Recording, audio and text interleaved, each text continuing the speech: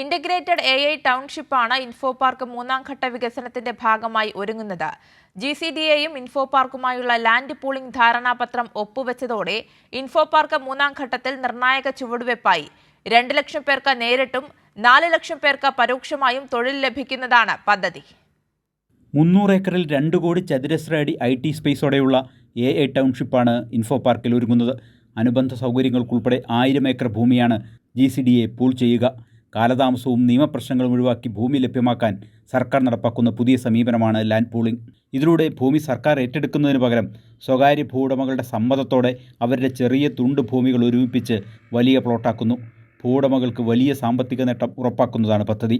ഭൂവുടമകളുമായി ചർച്ച നടത്താനും പദ്ധതിയുടെ നേട്ടങ്ങൾ അവരെ ബോധ്യപ്പെടുത്താനും GCDA നടപടികൾ ആരംഭിച്ചതായി ചെയർമാൻ K. ചന്ദ്രൻപിള്ള പറഞ്ഞു. കേരളത്തിൻ്റെ വികസനത്തിന് പൂളിംഗ് സംവിധാനം ആദ്യമായി നമ്മൾ തുടങ്ങുന്നത് കൊണ്ട് അത് സംബന്ധിച്ച് വിപുലമായ ഒരു ബോധവൽക്കരണത്തിൻ്റെ ആവശ്യമുണ്ട്. അത് സമാന്തരമായി ഞങ്ങൾ നടത്തും. എന്നാൽ ലോകത്ത് സുപരീക്ഷിതമായ ഇന്ത്യയിൽ വളരെ നല്ല നിലയിൽ പുരോഗമിച്ചിട്ടുള്ള ഈ പദ്ധതി നമുക്ക് കേരളത്തിൽ വിജയകരമാക്കാൻ കഴിയുമെന്നാണ് ഞങ്ങൾ കണക്കാക്കുന്നത്. അടിസ്ഥാന സൗകര്യങ്ങൾ ഒരുക്കേണ്ട ചുമതല ഇൻഫോ പാർക്കിനാണ്. പദ്ധതിയുടെ ഉടമസ്ഥതയും ഇൻഫോ പാർക്കിനായിരിക്കും.